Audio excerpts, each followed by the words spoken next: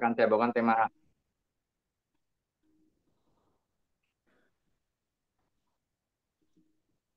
em,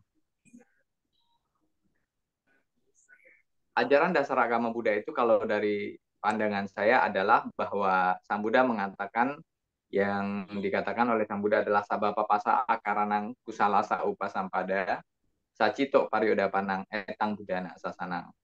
Jadi itulah inti ajaran Sang Buddha yang juga terdapat di dalam kitab suci Dhammapada yang artinya hindarilah kejahatan, berbanyak kebaikan, dan juga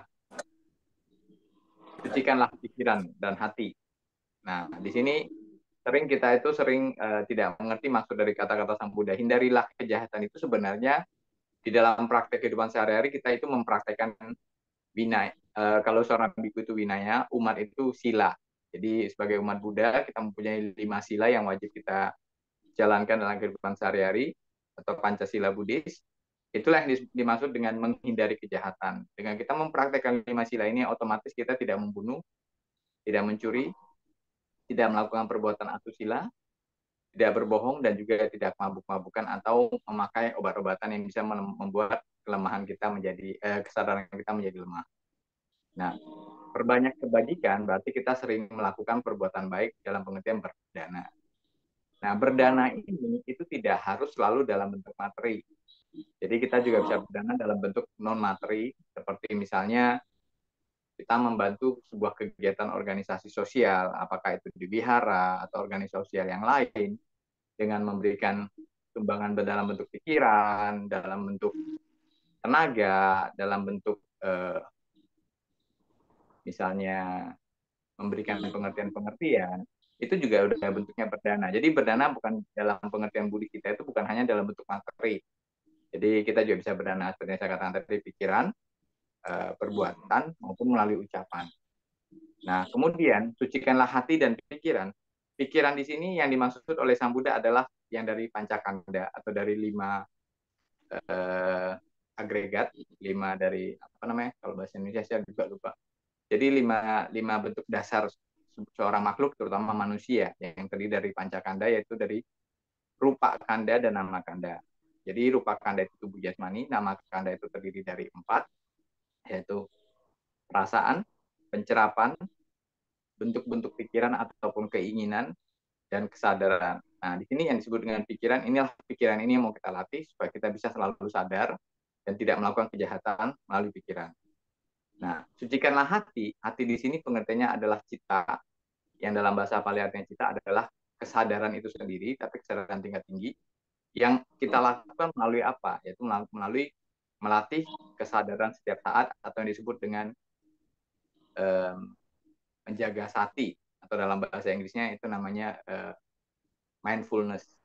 Bahasa Indonesia-nya itu melatih kesadaran kita. Nah, inilah inti ajaran Sang Buddha yang seharusnya kita praktekkan dalam kehidupan sehari-hari, sehingga kita itu bisa menjaga hati dan pikiran kita dalam kondisi yang baik dan benar, sehingga kita selalu bisa berbuat baik, sehingga kita selalu bisa menghindari kejahatan, dan selalu menjaga kesadaran pikiran kita, sampai saat nanti kita bisa mencapai pencerahan tertinggi atau yang disebut dengan mencapainya nibbana. Jadi ini inti ajaran Sang Buddha yang ingin saya ungkapkan dalam uh, topik hari ini. Dan apabila kita ingin mengetahui bagaimana cara mempraktekkan ajaran Sang Buddha ini, itu kita bisa membaca Parita Manggala Sutta atau berkah termulia, berkah teragung. Nah, Sang Buddha mengatakan apa yang harus kita lakukan sebagai seorang umat Buddha sehingga kita bisa mencapai apa yang kita inginkan. Itulah yang disebut dengan yang termaktub di dalam atau ditulis di dalam Manggala Sutta. Jadi ini saya kutip ya kata-katanya.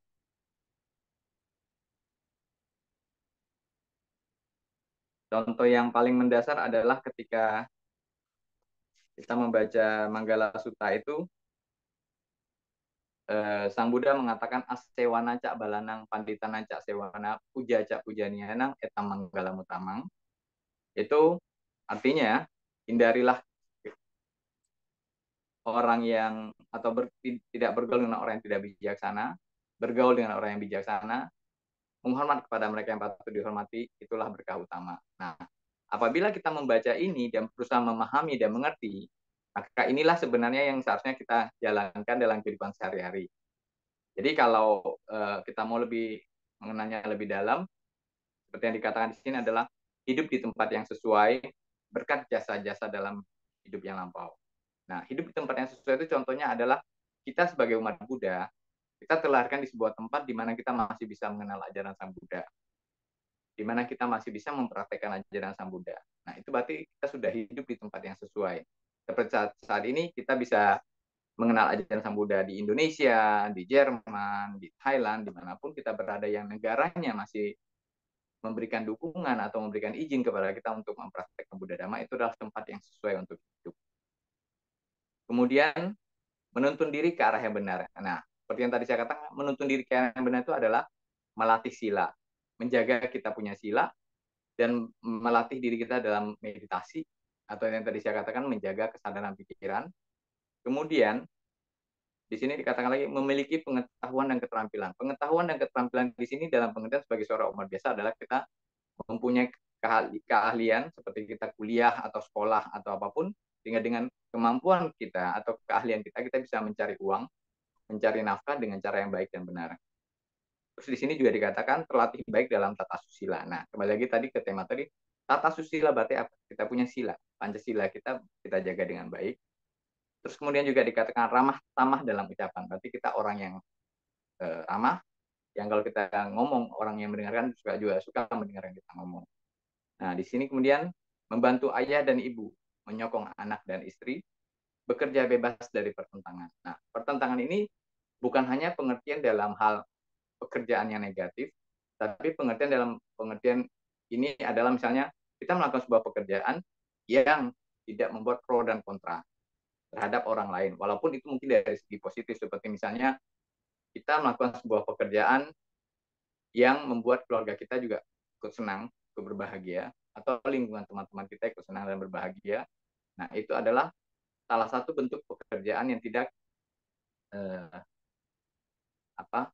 bekerja bebas dari pertentangan.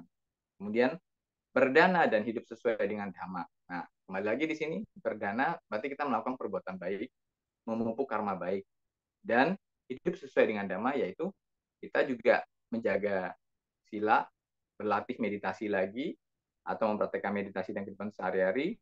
Kemudian dengan kemampuan materi ataupun kemampuan pikiran ataupun kemampuan fisik kita, di sini katakan menolong sanak keluarga. Nah, sanak keluarga termasuk apa? Orang tua kita, saudara kita, anak-anak kita, itu menolong sanak keluarga, bekerja tanpa celah. Nah, kembali lagi, pekerjaan yang kita lakukan sebaiknya bukan yang bertentangan dengan dhamma, bukan yang bertentangan dengan pandangan umum. Nah, ini menjauhi, tak melakukan kejahatan, menghindari minuman keras, tekun melaksanakan dhamma. Itu seperti yang tadi saya katakan, semuanya intinya adalah berkisar antara menjaga sila atau winaya, atau juga melatih pikiran. Selalu hormat dan rendah hati, merasa puas dan berterima kasih, mendengarkan dhamma pada saat yang sesuai. Nah, selalu hormat dan rendah hati, ini saya rasa semua orang juga mengerti ya, kita semua mengerti. Berarti kita juga memberikan sebuah pandangan atau penghormatan terhadap orang lain, orang yang lebih tua dari kita, orang yang menurut kita lebih pantas kita hormati, seperti guru-guru kita, atau seperti kalau kita bekerja di perusahaan, itu pimpinan kita. Dan kemudian di sini dikatakan menghindari minuman keras, berarti kita menghindari bentuk-bentuk pemakaian barang-barang yang dapat membuat kesadaran kita melemah. Nah, pada saat zaman Sang Buddha dulu, itu lebih merujuk cuma ke arah minuman keras. Tapi pada masa sekarang, kan banyak, ada juga orang memakai obat-obatan yang bisa membuat kesadaran pikirannya melemah, membuat kita menjadi kecanduan. Itu juga saat ini termasuk dalam sila yang kelima. Kemudian, tekun melaksanakan dhamma. Nah, melaksanakan dhamma ini adalah kita melatih pikiran kita sendiri, bermeditasi.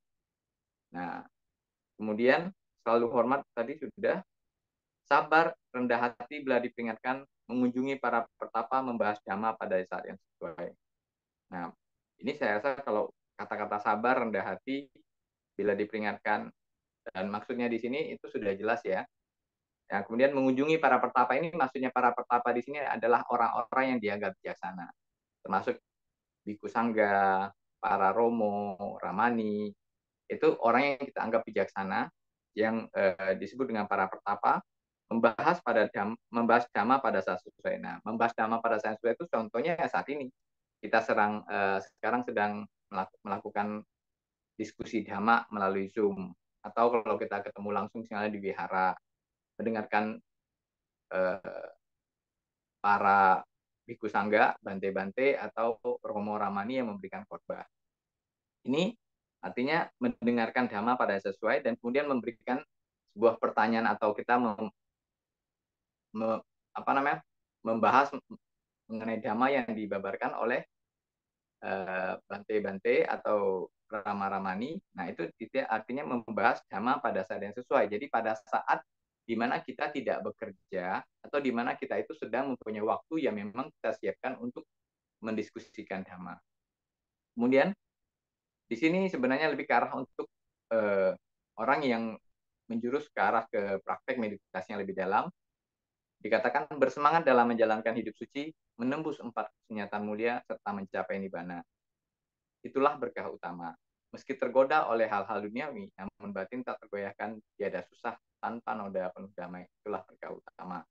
Karena dengan mengusahakan hal-hal itu, manusia tak terkalahkan dimanapun juga, serta berjalan aman kemanapun juga. Itulah berkah utama. Jadi, bagi orang yang ingin serius dalam mempraktekkan dhamma, lebih ke arah spiritual, lebih banyak meditasinya, lebih banyak perenungannya. Nah, ini adalah 3 bait terakhir yang dikatakan oleh Sang Buddha. Dan apabila kita telah menempuh 4 kenyataan mulia dalam pengertian, kita telah mencapai paling tidak tingkat kesucian pertama, atau yang disebut dengan sotapanna. Dan pada akhirnya bisa mencapai nibbana. Nah, kenapa dikatakan meski tergoda oleh hal-hal duniawi namun batin tak tergoyahkan? Apabila kita telah mencapai tingkat kesucian tertentu, maka batin kita akan seimbang. Walaupun kita misalnya hidup di sebuah tempat yang penuh dengan godaan dalam pengertian misalnya secara materi itu berlebihan, itu kita sudah tidak lagi terikat dengan materi itu sendiri, sehingga kita juga tidak mempunyai masalah dalam hidup itu sendiri. Nah, kemudian di sini dikatakan karena dengan mengusahakan hal-hal itu manusia tak terkalahkan dimanapun juga. Nah, pengertian tak terkalahkan ini adalah pikiran yang terjaga dengan baik, yang tidak bisa lagi turun ke alam rendah, dan kita tidak bisa lagi melanggar ke 5 sila atau Pancasila Buddhis itu, serta berjalan aman kemanapun juga. Jadi orang yang silanya terjaga dengan baik, orang yang telah mencapai tingkat kesucian, terutama paling tidak tingkat kesucian pertama, maka mereka tidak akan lagi terlahir ke alam rendah, mereka tidak akan lagi melakukan kejahatan-kejahatan duniawi. Nah, inilah yang ingin saya bahas untuk saat ini mengenai pengertian ajaran inti dari Sang Buddha, bagaimana cara kita hidup sebagai umat Buddha yang seharusnya kita jalankan sesuai dengan ajaran Sang Buddha.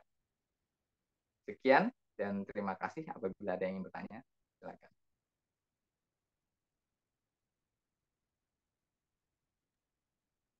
Boleh nih Bante, siapa tahu ada yang mau bertanya. Hans, Ya. mau tanya nggak Hans? Luar biasa, Bante ngomongnya cepat sekali.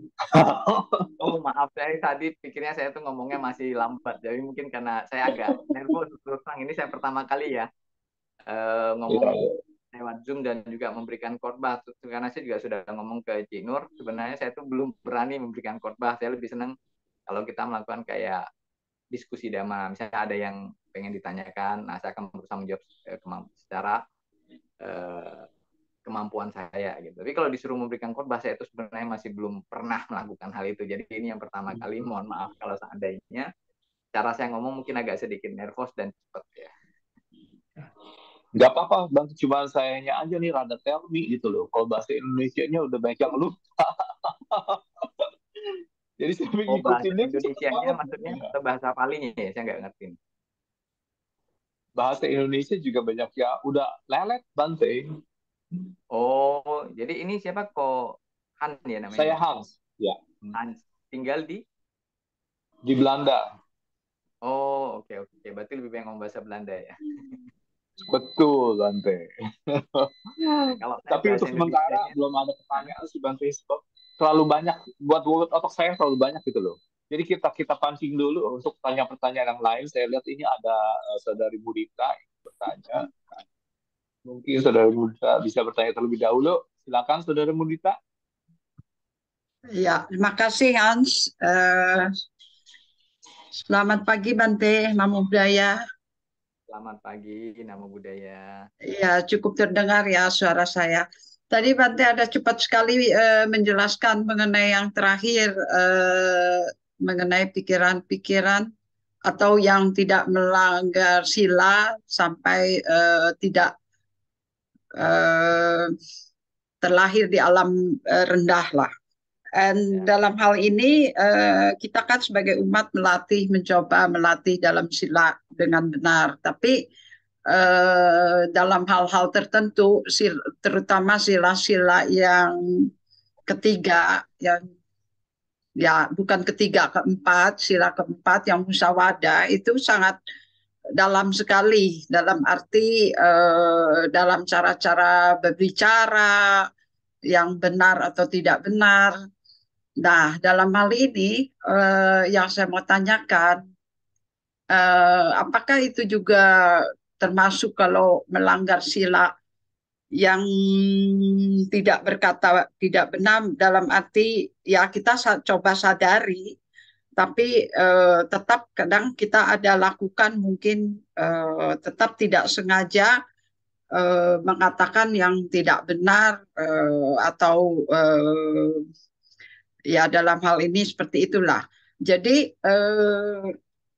bagaimana itu Bante? Tolong penjelasannya. Apakah itu juga bisa sampai ke alam-alam rendah gitu? Karena kita hanya mencoba menyempurnakan sila itu. Makasih Bante. ya, terima kasih. Bisa didengar ya? Ini saya nggak Ya, ngerti nih bisa ada tanda dengar tangan. Bante. Oke, oke.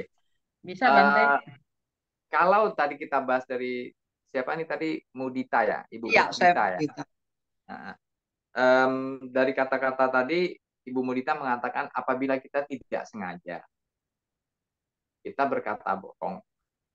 Berarti di sini kan ada kata tidak sengaja, berarti kita tidak mempunyai unsur untuk berbohong.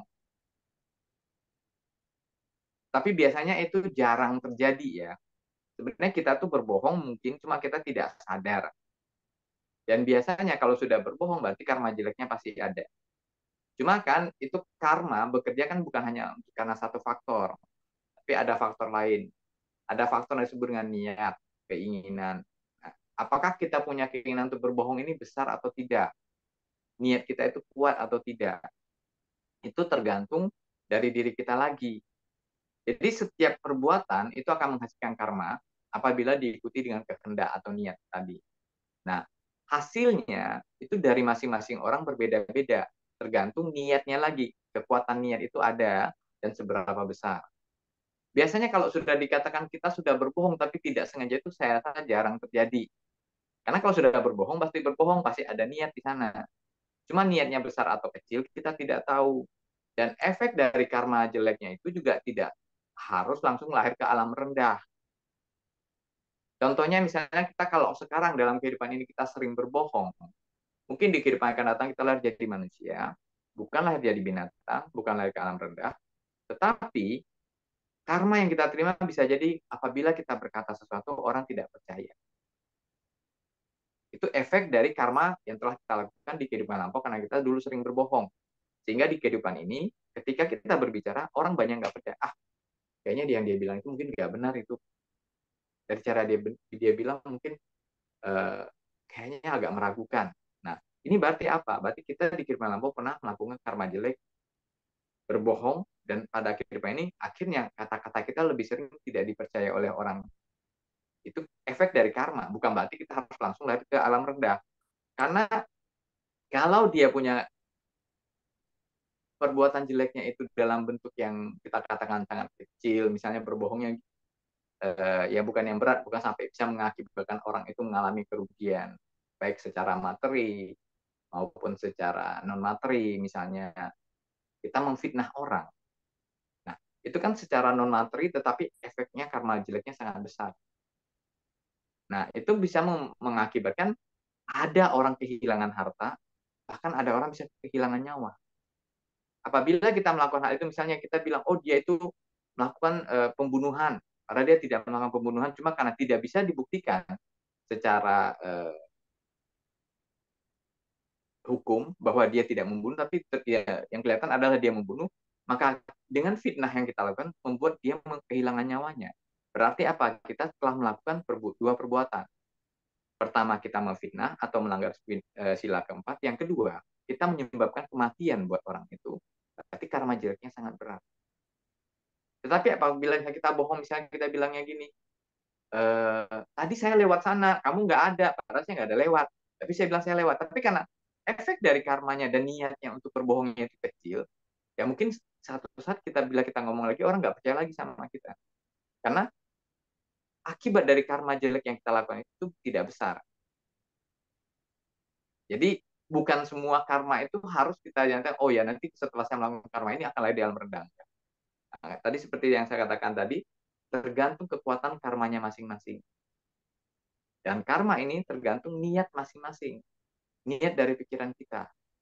Bila niat kita itu tidak bermaksud untuk menjatuhkan orang lain, hanya sekedar, kalau bahasa kerennya zaman sekarang suka bilang white lies gitu ya, kebohongan untuk kebaikan gitu ya.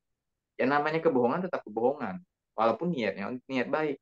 Tetap karma jeleknya ada, tapi mungkin tidak besar. Boleh saya tambahkan, Bante. Dalam hal ini juga di musyawadah, kalau nggak salah kan termasuk juga kalau berkata-kata kasar ataupun juga menggosip, itu juga termasuk dalam sila musyawadah ya. Kalau berkata kasar sebenarnya lebih ke arah kayak kita itu termasuk dalam kategori sila keempat, tapi kalau secara pemikiran saya itu bukan hanya bilang melanggar sila keempat, tetapi itu juga termasuk melanggar sila pertama. Karena kita menyakiti. Kita memaki orang, itu lebih ke arah memaki dalam pengertian melanggar sila pertama.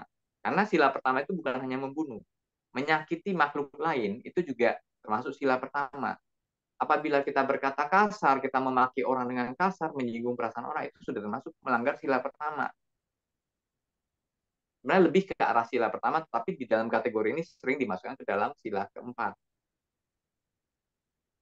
Nah, menggosip, gosip itu berarti kan belum tentu kebenarannya ada. Iya. Nah, kalau belum tentu kebenarannya ada, berarti kita berbohong kan? Nah, itu bisa dikatakan masuk ke dalam sila keempat. Karena niat kita itu membicarakan sesuatu yang belum pasti nyata. Oh, si A itu loh, suaminya itu kayaknya kerjanya itu nggak benar itu. Dia itu mungkin pencuri gini gitu. Karena kita nggak tahu suaminya kerjanya ngapain, tapi kita bilang pencuri. Nah, karena itu kita sudah ada niat untuk memfitnah atau menuduh. Padahal kita tidak tahu kebenaran fakta yang sebenarnya apa gitu. Nah, itu bisa dikatakan masuk sila keempat. Tapi kalau memaki, memang dalam kategori ini termasuk sila keempat, tapi kalau saya menilai lebih ke arah sila pertama juga masuk. Karena apa? Memaki kan juga melukai perasaan orang lain. Nah, kata-kata melukai itu bukan hanya secara fisik, tapi melukai juga bisa secara mental. Ya, baik Bante. Terima kasih Anumodana. Ya, Anumodana. Bante, mau nanya sedikit, Bante. Oh iya, sedikitnya berapa banyak? Sedikit sekali deh, Bante. Bante, kayak misalnya gini, Bante ya. Kayak saya kan suami saya orang Belanda, Bante. Nah, suami saya kan juga bisa dibilang untuk minum itu sering minum alkohol.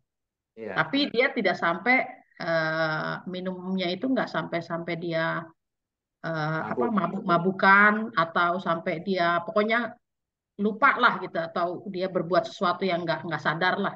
Itu nggak sampai ke situ.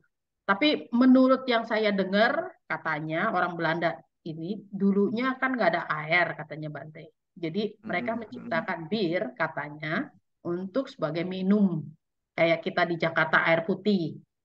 Makanya sebagian besar orang Belanda kan minumnya minum bir Bante, sebagian besar minum alkohol lah, bir atau wine atau apa.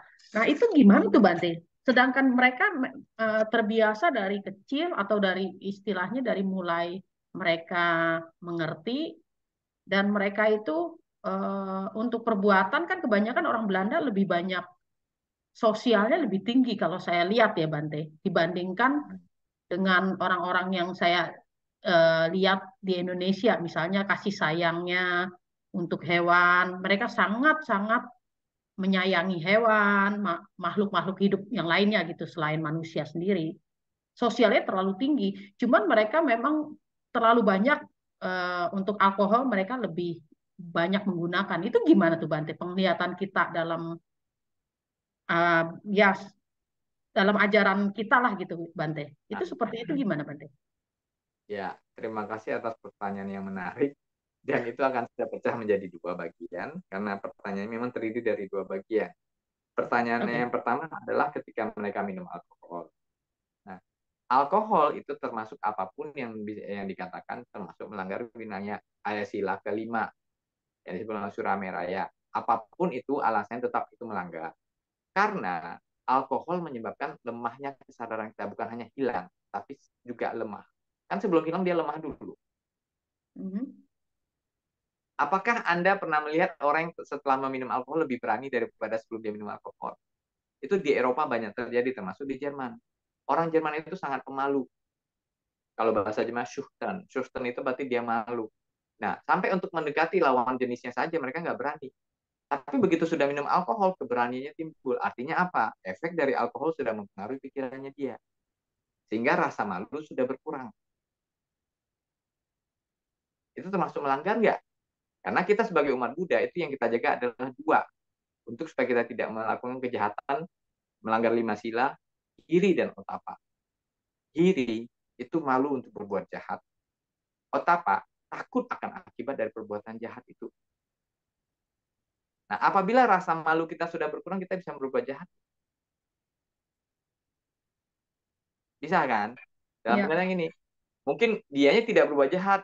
Dalam hal ini dia mempunyai nilai positif, dia pengen kenalan sama lawan jenisnya. Kan kalau di Eropa sering ya, orang itu kenalannya itu di diskotik, di bar, di mana-mana.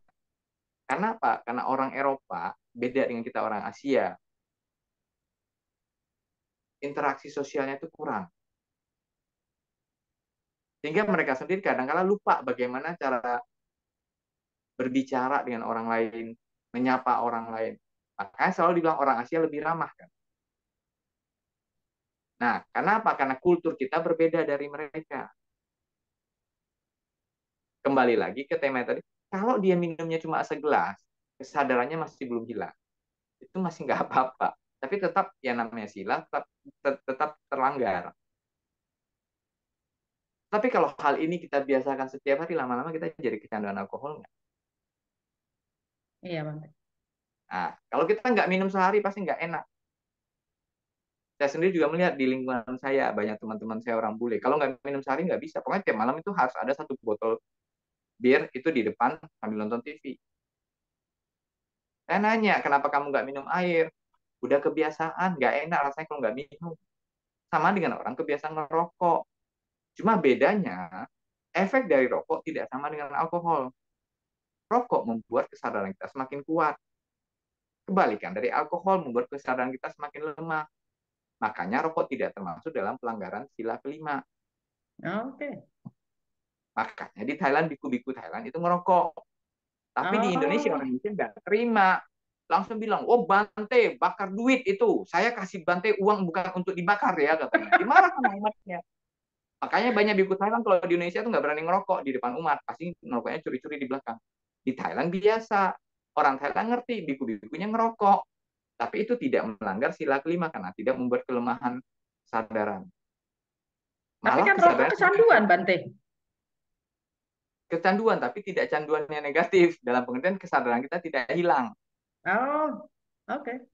Kan yang disebut dengan melanggar sila kelima, Surameraya Majapahit, itu berarti hilangnya atau melemahnya kesadaran.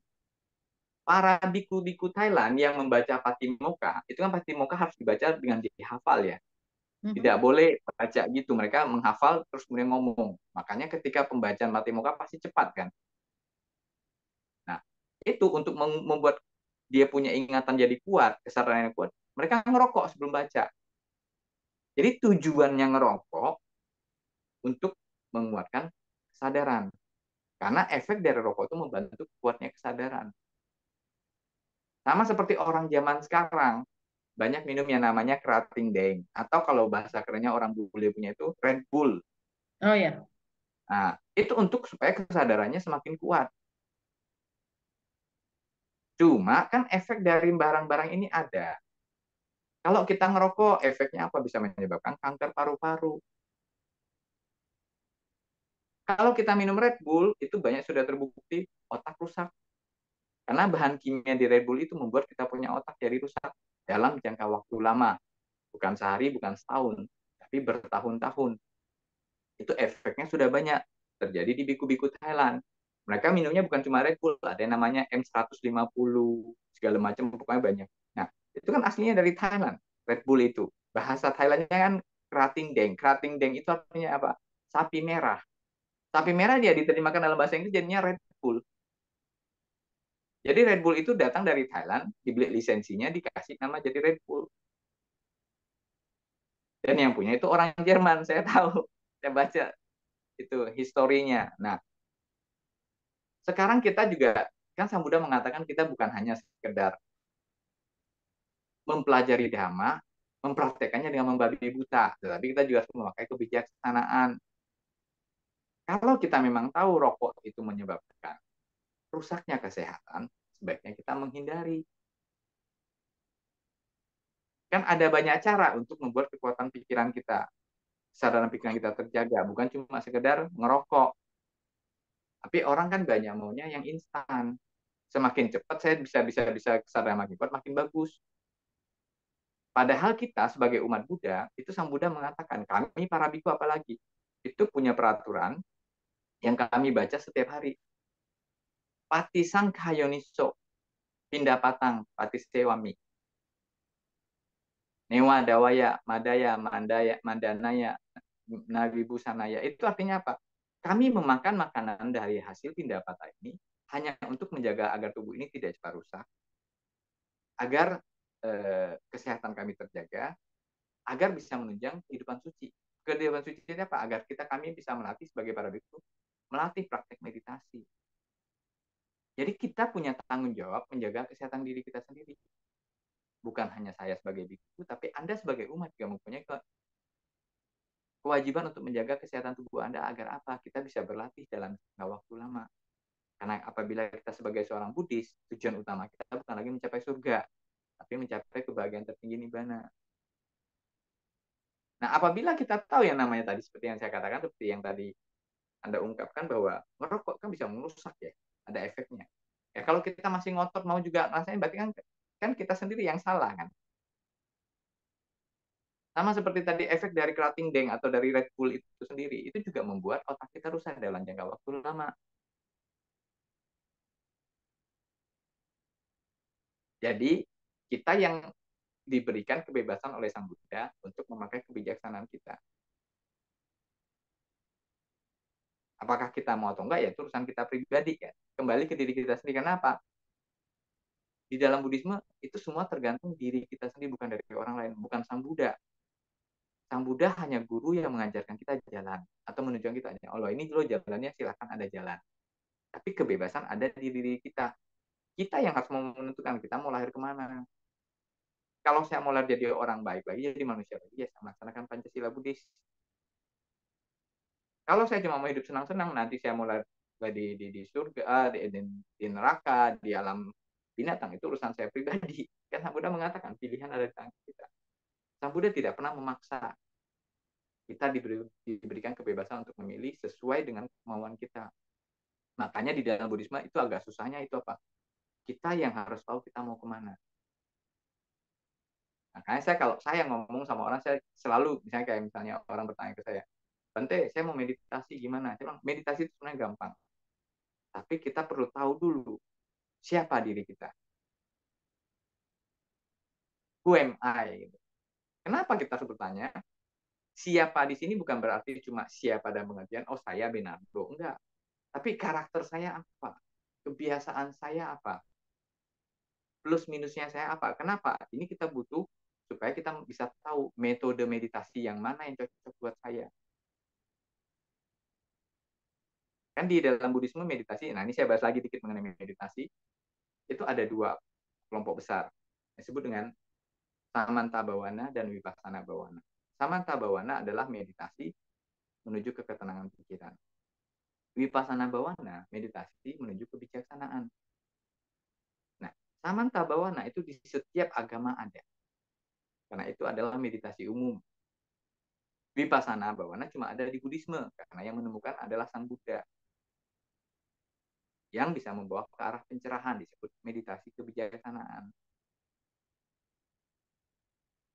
Nah, meditasi sendiri artinya apa?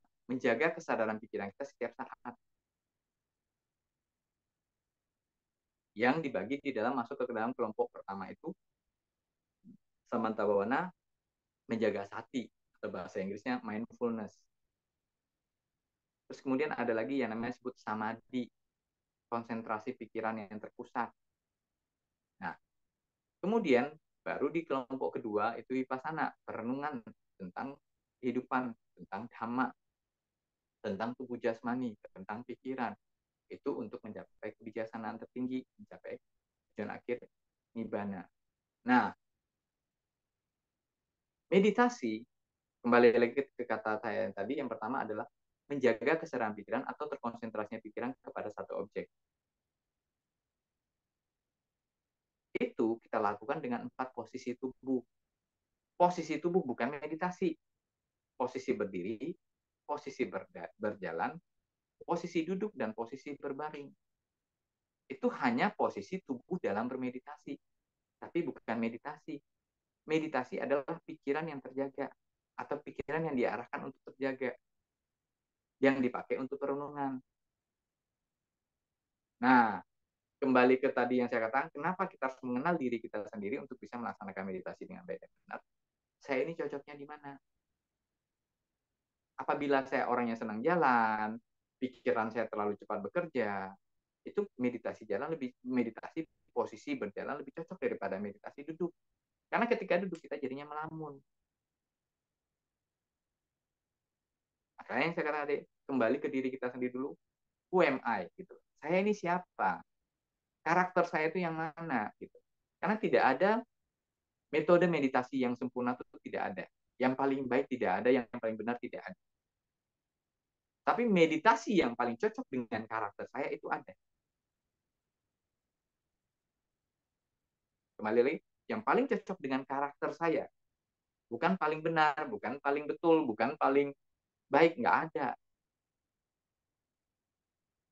Orang yang pikirannya tidak banyak, yang masalahnya tidak terlalu ribet, itu paling gampang masuk ke meditasi dalam posisi duduk.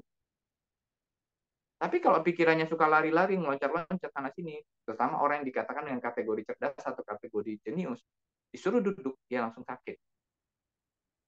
Pusing dia bilang, gue nih kayak dikerangkeng, ini duduk, disuruh duduk, dipaksa. Pikiran kita tuh dipaksa, itu nggak gampang. Makanya, kembali lagi, kita harus tahu, saya ini siapa? Yang cocok buat saya yang mana?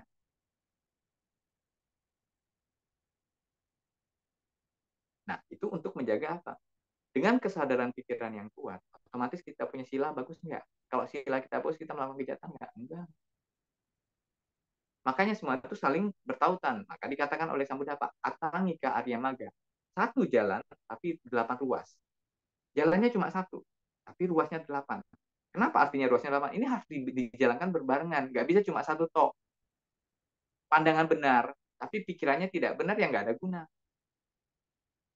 Kan dari 8 ruas jalan utama itu pandangan benar, pikiran benar, perkataan benar, perbuatan benar, mata pencaharian benar, daya upaya benar, kesadaran benar, dan konsentrasi benar. Jadi ada 8, itu harus dijalankan berbarengan, nggak bisa cuma satu. Tapi memang untuk waktu awalnya kita melatih satu-satu dulu. Tapi at the end, pada akhirnya itu kita harus menjalankannya itu barengan, nggak bisa cuma satu.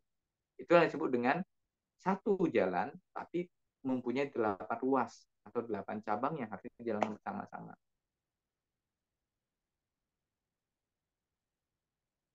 Ada lagi yang mau ditanya?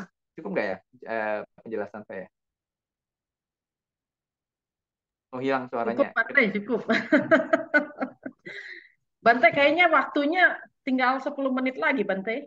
Bante, kita bisa itu nggak, Bante? Ada mau pelimpahan jasa orang tua dari Vini, mau pelimpahan jasa bisa nggak, Bante? Sebelum kita tutup nanti. Limpahan jasa itu baca beritanya. Biasanya Karania Metasuta Hmm? atau Paticak sama bukan Paticak, apa Patidana. Ya. Mau baca barengan atau mau baca gimana? Ya, saya cuman paling mewakili Vini, mau cuman itu tuang airnya, Bante. Bisa nggak, Bante? Oh, kalau tuang air biasanya kita bacanya itu kan yang ini ya, pelimpahan jasa yang setiap kali biku-bikunya kasih ya, Ya, kayak gitu ya. ya, itu aja, Bante. Bisa nggak? Boleh, boleh, boleh. Jadi saya Soalnya, bacakan sekarang aja ya. ya, soalnya minggu kemarin dia habis dikremasikan, jadi dia minta untuk kalau memang bisa untuk pelimpahan jasa gitu, Bante. Oke, oke. Bisa ya, Bante ya? Saya baca Yata Wariwaha aja ya. Nah, saya masukin fotonya foto almarhumah, almarhum dulu sebentar ya, Bante. Ya.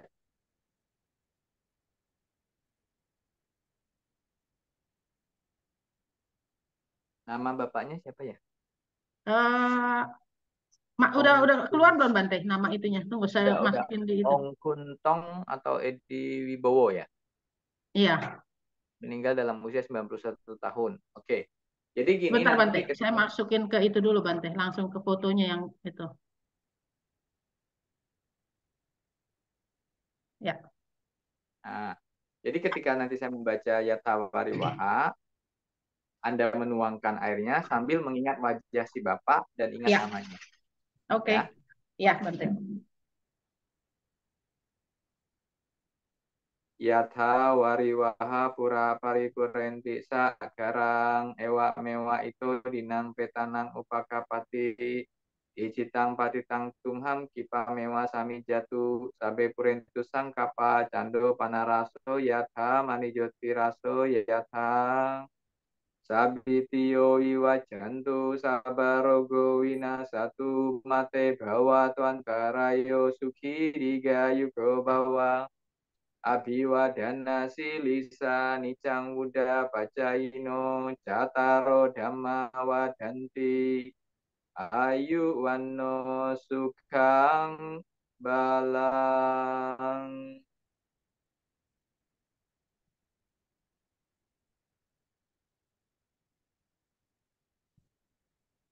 Dah? Oke, ya, makasih, Bante. Ya. Kalau ada yang mau bertanya silakan, masih ada 10 menit lagi. 15 menit lagi juga nggak apa-apa sih, saya makannya cepet Oh, sebenarnya. Silakan kalau ada yang mau bertanya. Ya, boleh saya bertanya lagi, Bante? Ya, iya, silakan Ibu Ya, Mudita. ya, ya. Bagaimana mengenai tentang berjudi itu tidak termasuk baik sila, tapi termasuk tidak baik mata pencarian ya, Bante. Benar, melanggar Berjudi. mata pencaharian yang benar itu bukan termasuk mata pencaharian yang benar. Yang kedua, itu menimbulkan keserakahan. Kalau di dalam pandangan Buddhis itu tidak melanggar sila, tetapi melanggar dhamma. Melanggar dhamma artinya apa? Kita membiarkan keserakahan kita timbul. Jadi kita itu harus melaksanakan dhamma dan winaya. Nah, winaya untuk para biku, kalau untuk umat itu dhamma dan sila. Nah, sila itu Ya. apa? Kita melatih supaya dhamma itu apa? Supaya kita jangan timbul serakah, jangan timbul kebencian, jangan timbul kegelisahan, kebencian, iri hati, dan kebodohan yang semakin bertambah. Sebenarnya lebih berbahaya melanggar dhamma daripada melanggar sila. Sila itu salah, itu berat, tapi lebih berat lagi melanggar dhamma. Kenapa? Semakin kita membiarkan keserakahan kita muncul, kita tidak bisa kontrol, kita tidak bisa melatih dengan baik, itu kita bisa berbuat kejahatan yang lebih besar daripada sila-sila kecil. Sering nggak kita lihat orang yang sesudah kecanduan dengan obat-obatan bisa melakukan kejahatan apapun. Yang sekarang lagi ngetren di Indonesia itu begal. Kenapa mereka bisa menjadi jahat? Karena kesadaran mereka melemah. Mereka memakai obat-obatan ketika melakukan kejahatan. Rata-rata kan begal itu pakai obat dulu, baru mereka berani mukul orang ya, bukannya mukul ya namanya. Kayak memakai senjata tajam kayak parang atau apa itu kayak bunuh orang gitu ya, itu nggak ada rasa takut lagi. Kenapa? Obat-obatan. Jadi pikiran mereka itu sudah lemah, kesadaran mereka sudah melemah. Obat itu yang mempengaruhi pikiran mereka. Nah, kenapa kan bisa terjadi begitu? Karena kita membiarkan keserakahan kita muncul, membiarkan kebencian kita muncul. Kan orang yang melakukan kejahatan itu pasti karena dia punya rasa benci. Kalau dia nggak punya rasa benci, nggak mungkin dia tega mau melukai orang lain atau menyakiti orang, apalagi sampai membunuh orang lain. Makanya dikatakan melanggar dhamma itu sebenarnya lebih berat daripada melanggar winaya atau melanggar sila. Jadi kita umat Buddha ini sebenarnya peraturan kita banyak, kelihatannya berat, tapi sebenarnya enggak. Tujuannya Sang Buddha mengatakan apa? Supaya kita bisa menjaga kesadaran pikiran kita, supaya kita jadi orang baik. Supaya kita tidak terlalu terlarikan ke alam yang baik. Jadi Sang Buddha memberikan ini untuk kita semua, bukan untuk Sang Buddha. Sang Buddha udah nggak membutuhkan lagi. Beliau sudah mencapai pencerahan, sudah tidak terlahirkan lagi. Jadi kita yang butuh. Jadi dhamma winaya itulah yang menjaga kita supaya kita jadi tetap lebih baik. Maka Sang Buddha mengatakan ketika beliau mau mencapai parinibbana, beliau mengatakan, apabila saya sudah tidak ada lagi, dhammalah yang menjadi pelindung. Ajaran beliau lah yang menjadi pelindung kita. Kenapa? Salah satu dari dhamma itu adalah winaya. Kan termasuk dalam Tipitaka kan. Sutta Pitaka, Winaya Pitaka, dan Abhidhamma Pitaka. Jadi kelompok dhamma. Sila itu juga kelompok dhamma. Sang Buddha mengatakan, nanti yang menjaga Anda, yang menjaga kalian apabila saya sudah tidak ada, ya dhamma sendiri. Maka disebut dhamma dan winanya. Ya, baik, cukup jelas Bante. Makasih ya Anumodana. Ya, Anumodana. Silakan, ada lagi yang mau bertanya? Kayaknya tadi siapa? Kohan Bante. atau Pak Hans ya? Ya, saya mau bertanya nih Bante. Tadi kan silakan. Bante kita bicara mengenai meditasi ya. Katanya kalau orang yang terlalu aktif, pikirannya cepat berubah-berubah, ingin bergerak tuh, yang paling cocok meditasinya adalah meditasi yang berjalan. Bukankah lebih baik kalau seandainya justru orang seperti itu meditasi duduk, Bante? Betul, meditasi duduk untuk yang sudah tahap lanjut. Tahap awal cobalah dicobain. Lebih gampang menjaga pikiran melalui langkah kaki atau lebih gampang menjaga pikiran melalui kesadaran pikiran pada saat duduk. Saya mengatakan ini karena saya sendiri juga mempraktekkan hal itu. Karena karakter saya sendiri juga karakter orang yang banyak berpikir. Kita di Indonesia jarang mempraktekkan yang namanya meditasi dalam posisi berjalan, tapi di Thailand sering. Nah, metode yang paling banyak dipakai di Thailand itu memakai kata-kata Buddha. Itu yang mempopulerkan atau membuat dia menjadi terkenal itu adalah apa namanya, Achan Man. Achan Man ini itu guru besar di Thailand sekitar 100 tahun yang lalu. Murid-murid beliau yang terkenal salah satunya adalah Achan Cha, atau kalau di Thailand dipanggil Long Pu Cha. Long Pu Cha itu terkenal di antara biku-biku Eropa atau orang bule. Salah satunya yang terkenal itu muridnya itu Lompo Sumedo atau Achan Sumedo, itu orang Inggris. Saya nggak tahu pastinya orang Inggris atau orang Kanada, tapi tinggalnya waktu itu di Inggris, sekarang udah balik lagi ke Thailand. Bahkan katanya sempat waktu beliau masih menjadi kepala wihara di Inggris, itu Ratu Elizabeth pernah datang mencari, bertanya tentang meditasi. Nah, meditasi yang banyak populer dilaksanakan untuk pemula kebanyakan itu di Thailand itu meditasi posisi berjalan. Kenapa? Ketika kita berjalan, kita memfokuskan diri kita kepada langkah kaki. Mata kita terbuka. Dan lebih gampang fokus karena kita tahu. Kita memaksakan pikiran kita ke kaki. Tapi kalau kita duduk, kita langsung memaksakan pikiran kita melihat pikiran itu sendiri atau pikiran itu susah. Lain kalau orang yang sudah terlatih dengan baik. Fondasi dari meditasinya sudah kuat, itu gampang. Duduk langsung memang. Makanya kebanyakan biku-biku senior atau para meditator senior itu lebih banyak posisinya duduk. Karena mereka sudah tidak butuh lama lagi untuk menjaga kesadaran pikirannya, langsung lari ke objek pikiran itu. Tapi buat kita pemula, itu susah menjaga pikiran itu yang liar. Tapi dengan kita buka mata dan kita paksa melihat ke kaki, tapi melihatnya bukan dengan mata ya, melihatnya itu dengan kesadaran. Orang selalu berpikir melihat kaki itu dengan mata, bukan. kita berjalan melihatnya ke depan, 3 meter ke depan, tapi kesadaran kita, pikiran kita arahkan ke kaki. Kita tahu kaki kanan yang melangkah, ataukah kaki kiri yang melangkah, apakah sedang diangkat, sedang turun. Nah, di Thailand itu objeknya bukan cuma satu, dua, rata-rata dua, itu kata-kata Buddha. Saya biasanya memakai satu Buddha itu satu langkah, tapi kalau di Thailand kebanyakan mereka memakai kata-kata Bud itu satu langkah, Do satu langkah lagi. Buat saya itu agak susah, karena saya udah pernah coba, saya jadinya kayak sesak nafas. Karena kebiasaan kita ketika posisi duduk, Bud itu narik nafas, Do itu lepas nafas. Nah, pada saat saya jalan, jadi saya sampai otomatis ngatur nafasnya. Kata-kata Bud satu langkah, Do satu langkah lagi, jadinya jadi panjang, jadi sesak nafas. Makanya akhirnya saya memakai metode satu kata, satu langkah. Begitu langkah kaki kanan saya angkat, Buddha. Begitu kaki kiri saya angkat, Buddha. Jadi langsung dua, objeknya kata-kata Buddha sendiri dan langkah kaki. Kita tahu bahwa kaki kanan kita sedang melangkah, sedang diangkat, dan juga kita tahu kita sedang mengucapkan kata-kata Buddha di dalam pikiran kita. Nah, karena pikiran kita dipaksa untuk fokus ke dalam dua objek, dia jadi susah lari. Nah, kalau nanti sudah gampang, pikiran kita sudah terlatih dengan baik, kita sudah biasa menjaga pikiran dengan benar, duduk nggak masalah. Tapi kelebihan dari meditasi posisi berdiri juga ada, berjalan juga ada bagusnya. Ketika kita melangkah kan kita punya otot-otot jadi merenggang, nggak capek. Iya. Kalau duduk lama-lama kan sakit, lama-lama ototnya kan pasti kaku. Makanya di Thailand itu para biku selalu melakukan meditasi dua posisi ini. Posisi berjalan dan posisi duduk. Kenapa? Ketika dia sudah capek duduk, jalan sirkulasi darahnya sudah nggak lancar, jalan. Nah, kalau jalan kan udah lancar lagi. Nanti udah selesai setengah jam, 1 jam duduk lagi. Selalu ganti-ganti posisinya, nggak cuma satu. Nah, yang Jadi jarang sebenarnya gimana? Jadi sebenarnya yang paling sulit itu posisi duduk ya. Apa? Sebenarnya yang paling sulit untuk dilaksanakan itu meditasi dalam posisi duduk.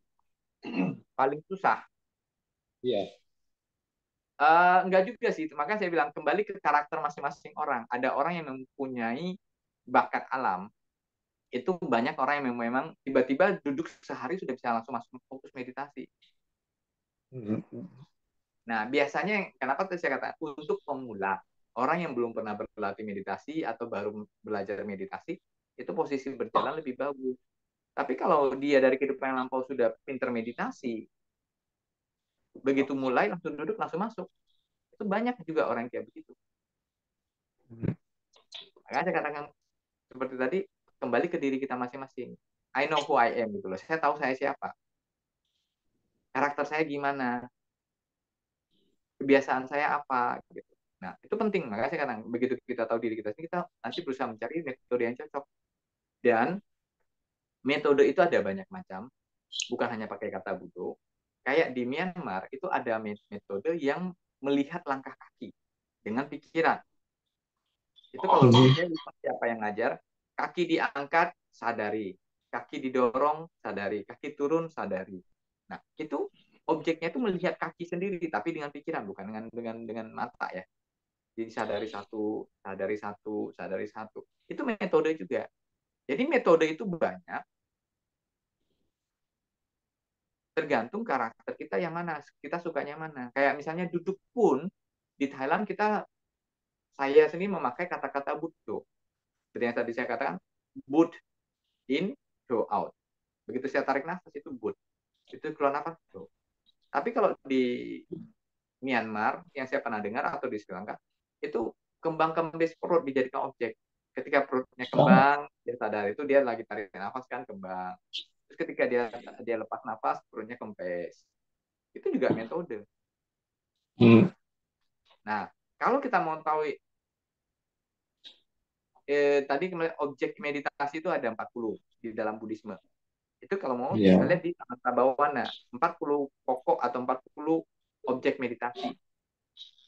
Ada yang memakai cahaya, ada yang memakai nafas, ada yang memakai tubuh jasmani. Nah, kembang kempes perut itu termasuk salah satu bentuk dari tubuh jasmani. Jadi 40 mata pokok. Jadi saya lupa. Nanti dah saya coba cari 40 mata pokok meditasi itu apa-apa aja. Kalau Keren saya tuh. Hah? Bagus tuh, Bante. Ya, jadi sebenarnya itu kebanyakan yang 40 objek meditasi itu juga biasa di Samanta Bawana. Kalau Vipassana Bawana biasanya cuma satu, yaitu pikiran itu sendiri yang kita latih, atau kesadaran itu sendiri yang kita latih. Tapi meditasi Buddhis itu harus dua-dua, satu nggak bisa. Kenapa? Samanta Bawana itu membuat pikiran tenang. Kalau pikiran tenang, kita menghasilkan energi. Atau dalam bahasa Mandarinnya dibilang chi. Vipassana Bawana biasa menguras energi. Karena kita membutuhkan energi untuk konsentrasi. Jadi Samanta dan Vipassana Bawana itu harus berbarengan. Pada saat kita melakukan Vipassana, kita menghabiskan energi. Begitu energi kita sudah habis, kita balik lagi ke Samanta Bawana. Nanti setelah pikiran tenang, berarti kan energinya kan tercipta.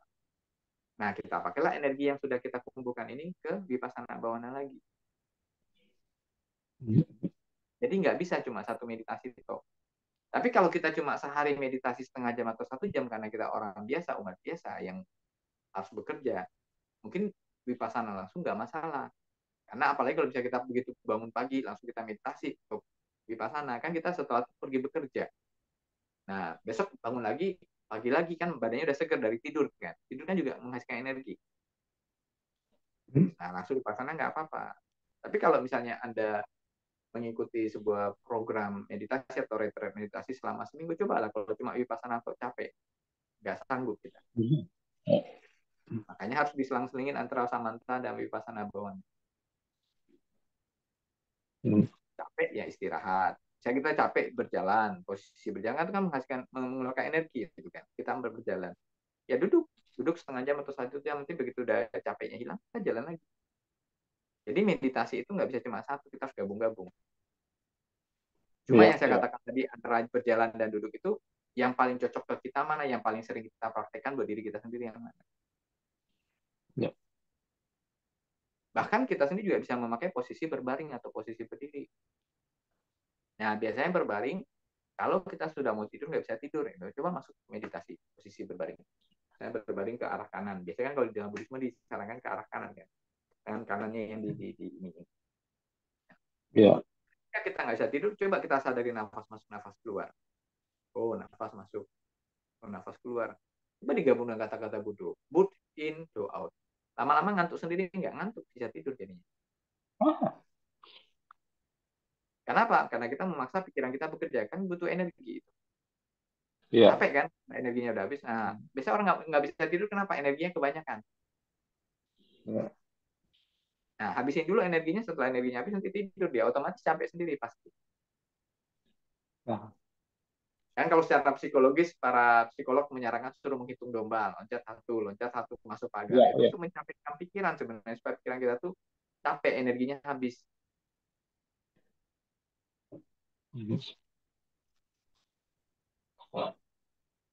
Ada lagi? Udah jelas? Penjelasan saya cukup? Atau mau minta? Kayaknya sih Bante, udah waktunya Bante juga nggak lama lagi kan? Kita juga mau foto. Oh boleh. Ya 35 sih, 11.35 masih ada 25 menit. Oke. Siapa tahu kalau ada yang mau bertanya tuh. Ya 5 menit lagi dah saya kasih waktu untuk bertanya. Setelah itu kita foto bareng dan saya makan siang. Oke. Aku bantu. Atau kita Saya boleh lanjutkan bertanya. setelah saya makan siang, kalau Anda mau. Boleh saya bertanya satu lagi, Bante? Itu masih mengenai meditasi.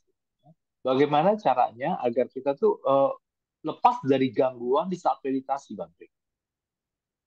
Misalnya begini, Bante. Saya sering sekali, Bante, ya, kalau saya meditasi, ya itu ada hal-hal yang di luar nalar, Bante.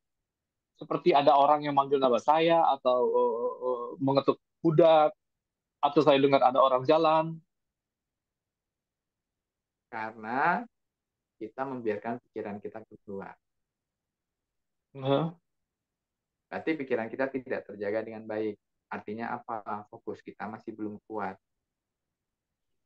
Hmm. Nah, cara melatih fokus apa tadi saya bilang? Oke, langkah kaki dulu. Kalau duduk susah. Nah, kan tadi bilang duduk itu susah kan? Fokusnya itu susah kan? Nah, makanya saya bilang lebih baik kita jalan dulu. Kalau susah duduk, kita jalan dulu. Kalau nanti sudah jalan sekitar setengah jam, 30 menit atau 25 menit, pikiran sudah mulai tenang. Kan biasanya mulai tenang pikiran. Jadi untuk menenangkan pikiran itu ada banyak metode. Kita bisa baca parita dulu sebelum meditasi. Baca parita setengah jam. Dan paling penting itu adalah baca parita dengan artinya. Jangan cuma baca paritanya atau bahasa Pali tapi tanpa artinya. Karena yang paling penting itu Ya. bukan bahasa Palinya tetapi artinya. Seperti yang tadi saya katakan, ketika kita mengatakan sabak papasa akaranang, hindari kejahatan. Kalau kita nggak memakai kata-kata hindari kejahatan, kita nggak tahu artinya sabak papasa akaranang. Itu bukan bahasa kita.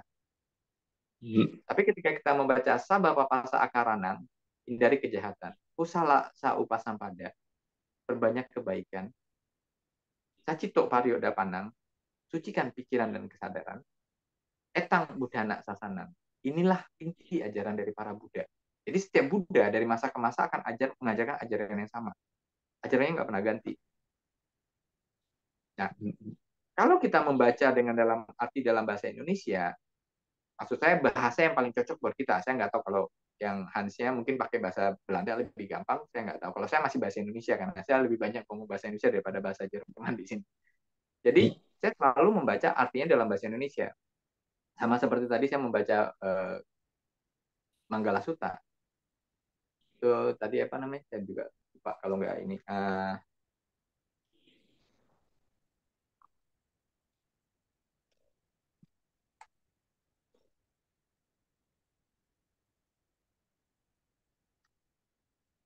Dibilang asewana cak balana, berarti tidak bergaul dengan orang yang tidak bijaksana. Asewana berarti tidak bijaksana.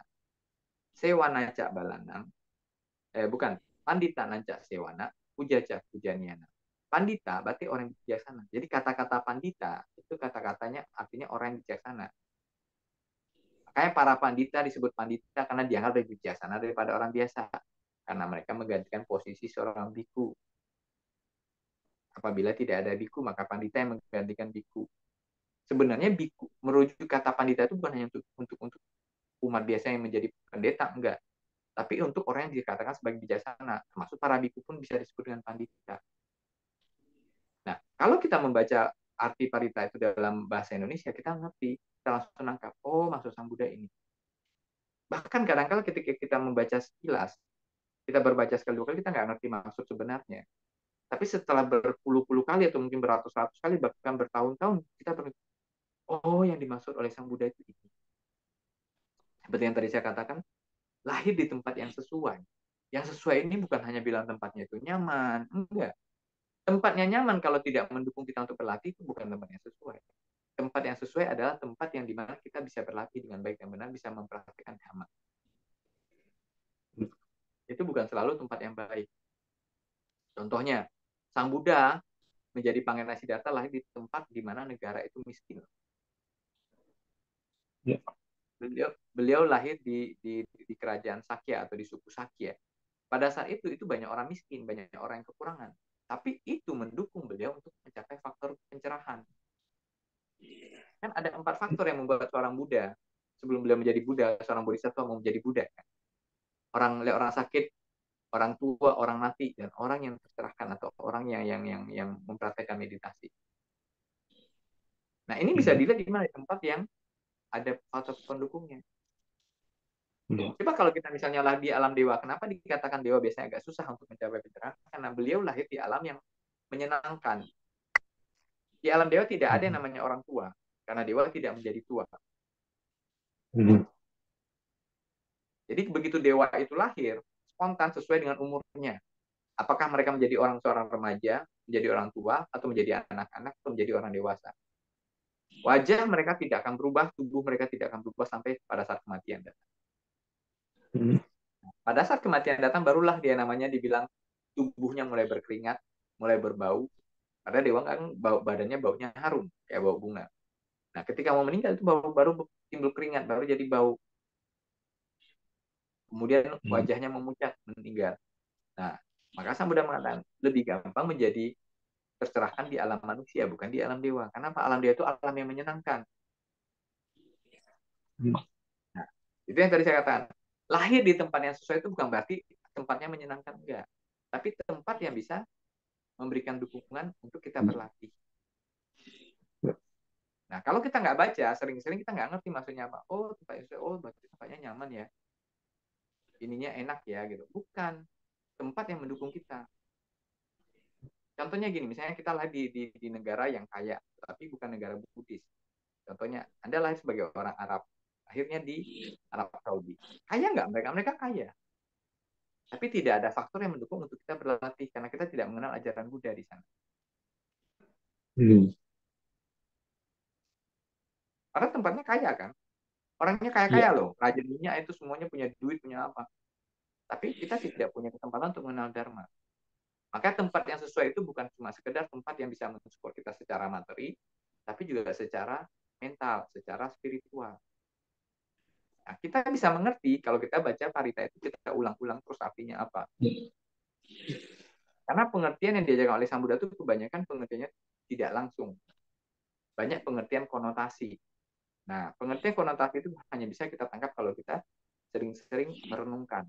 Nah, perenungan apa? Itu meditasi. Makanya kita seorang Buddhis itu harus mempraktekkan meditasi. Yang dikatakan oleh Sang Buddha itu Atangika Arya Magga, 8 sila utama dipecah jadi 3. Sila, samadhi, dan panya. Sila ya berarti menjaga sila. Samadhi berarti mempraktekkan meditasi. Panya, timbulnya kebijaksanaan. Kita bisa mengerti arti dari Dharma Sang Buddha yang melalui kebijaksanaan yang timbul setelah kita bermeditasi.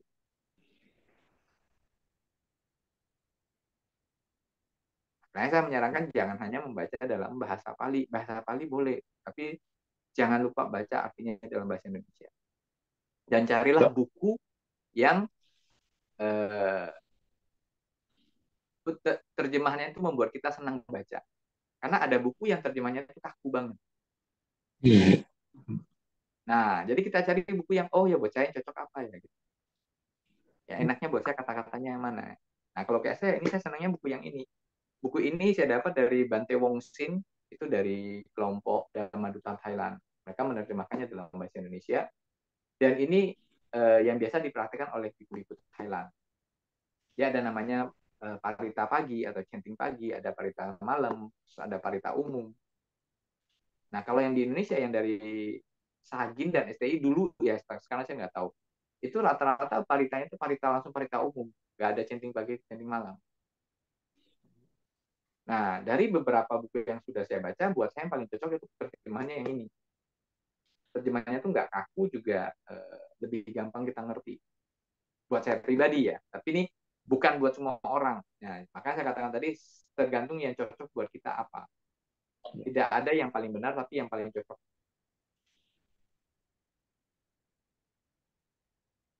Ya. Nah, kalau menurut Anda senang bisa baca bahasa Inggris, silakan baca bahasa Inggris, nggak masalah. Yang penting buat saya yang cocok apa gitu. Jadi nggak ada yang benar, nggak ada yang salah, yang ada yang cocok.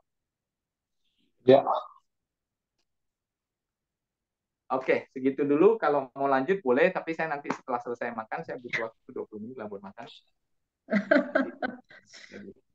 Tapi Bante ntar kan mau pergi kan Bante? Bante ntar jalan jam berapa Bante? Oh, jalannya saya jam 3. Kita mulai jalan dari Kesembrunen, dari keretanya itu langsung. Itu jam 15.49. Jam 4 kurang. Ya, tapi Bante mau siap-siap. Oh, kalau saya udah nggak banyak, bawa cuma 1 tas. Jadi mau foto sekarang atau mau foto setelah makan? Mau foto sekarang aja dulu Bante. Soalnya mungkinan kayaknya takutnya pada nggak bisa lanjut nanti, jadinya kita lanjutinnya tanggal 30 Bante, nanti di Belanda Bante. Ada beberapa yang mau lebih mau banyak tanya Bante. Jadi nanti hari Jumat kita ada janjian untuk tanggal 30 Bante. Saya mau nanya, ini yang hadir hari ini berapa orang ya? Karena tadi yang bertanya cuma 3 orang. Yang hadir 10 Bante. Banyak yang nggak hadir karena kan Vini yang di Jerman. kok nggak ada yang ngomong gitu, diem-diem aja. Pada malu-malu Bante, biasa Bante. Wah, kalau saya yang malu gimana jadinya ya? Poni nggak ada suara, Poni mau ngomong apa itu Poni? Oh, ini Bante, Cifoni yang datang dari Jakarta ke ini ya, ke Jerman ya, Kak? Bante. Iya, Bante, saya. Apa kabar Cifoni? Namo Buddhaya. Masih Ya, di Jerman Bante, atau udah pulang Indo? udah di Indo. Anak saya udah pindah ke Jepang. Oh, udah ke Jepang. Iya, udah pindah. Baru bulan ini. Oh, iya, iya. Berarti kita nggak bakal ketemu di Jerman lagi lah ya. Iya, Bante. Nanti mungkin tunggu Bante wiharanya kejadi. Ya, kalau ada karma baik bisa datang lagi. Ah, ya ini Terus ada kalian, kabar gembira dikit. Kemarin itu IMB-nya sudah keluar, surat izin mendirikan bangunan udah keluar, dan kemungkinan besar bulan Januari ini saya usahakan fondasi dan septic tank-nya udah ditanam dulu. wah bagus itu Bante. Ya, Iya. septic tank kan itu pertama, karena sebelum bangun fondasi septic tank-nya dulu, setelah septic tank jadi baru bangun fondasi. Nah, begitu fondasinya selesai, kita tinggal tunggu kapan rumahnya dianterin. Kan rumahnya dipesan di pabrik. Oh, udah jadi ya, tinggal diantar ya. Enggak, belum. Jadi sih belum. Cuma kita Pas, udah bayar DP, kita sudah tanda tangan kontrak, kita udah bayar ya. 40% dari harga rumah, Hmm. tinggal 60% lagi, dan 60% itu akan kita bayar pada saat rumahnya selesai. Maksudnya selesai dan pengertian sudah diantar, sudah dipasang, pokoknya sudah terpasang, sudah serah kunci, baru saya bayar lunas. Gitu. Iya, Bante. Bante masih di Jerman ini mau kemana? Di Berlin mau kemana, Bante? Hari ini saya ke Polandia, ke perusahaan yang memproduksi, jadi ke developernya. Kita mau bicara dikit karena bentuk rumahnya kan begitu. Cuma saya ada mau beberapa perubahan kecil, kayak pintunya mau saya pindahin ke posisi mana gitu. Dia ada 3 pintu. Jadi yang pintu satu saya mau pindahin ke mana. Mau ngomong. Takutnya kalau Oh, ngomong di telepon nggak jelas. Jadi kalau datang langsung kan kita bisa lihat, bisa langsung tunjuk gambar gimana. oh, Bante pesan dari Polandia ya. Dari Polandia karena harganya setengah dari Jerman. Kalau di Jerman nggak Oh, sanggup. Nah, ini aja kita juga nyari dananya juga lagi ngos-ngosan sekarang. bukannya udah terpenuhi Bante waktu itu? Belum. Masih? Itu baru 50%. Jadi sebenarnya Oh, untuk rumah cukup uang yang terkumpul saat itu, tapi kan kita biayanya bukan cuma rumah. Jadi rumahnya harganya 53.000 euro, kemarin terkumpul sekitar 60.000, terus kemudian kayak ini septic tank itu 7.000, nanti listrik sama air untuk masuknya aja pasang pipanya itu 7.000, terus kemudian pondasi 24.000. Jadi pondasinya agak mahal karena saya minta pondasinya 2 meter di atas tanah supaya yang ruangan bawahnya bisa kita jadikan kayak gudang. Jadi hemat iya, tempat, Bante. hemat ini gitu. Nah, ada biaya-biaya lain-lain lah, termasuk surat-surat. Jadi makanya kita masih dalam pengumpulan dana dan semoga bisa sampai bulan Maret bisa terkumpul semua. Karena berdasarkan kontrak harusnya 31 Maret rumahnya jadi. Oh, tahun Nah, 2023. Oke. 2023 ini 31 Maret harus jadi gitu. Jadi mau nggak mau dia harus jadiin. Nah, saya kan juga saat itu masih di Indonesia. Saya pulang nanti tanggal 4 April saya sudah sampai lagi ke Berlin. 3 April saya terbang dari Jakarta, 4 April lagi balik ke Berlin. Oh, Nah, mungkin oke, saat itu Bante. rumahnya sudah diantar. Ya, semoga sukses, Ya, terima Bante. kasih. Ayo foto rame-rame nanti saya Ya, oke bisa kita Bante, kita Ya, ngobrol. kita foto rame-rame dulu deh. Sebentar, saya bikin. Oke, siap ya semua ya. Kita waktunya mepet nih buat Bantenya, nanti nggak keburu. Oke, kita mulai. Satu, dua, tiga. Bentar.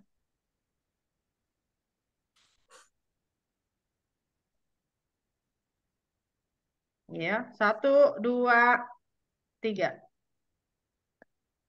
Oke. Eh,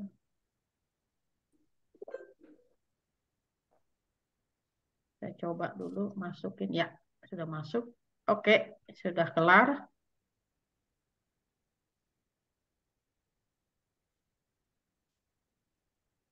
bentar Bante. Terima kasih. Ini Terima iya. kasih budaya.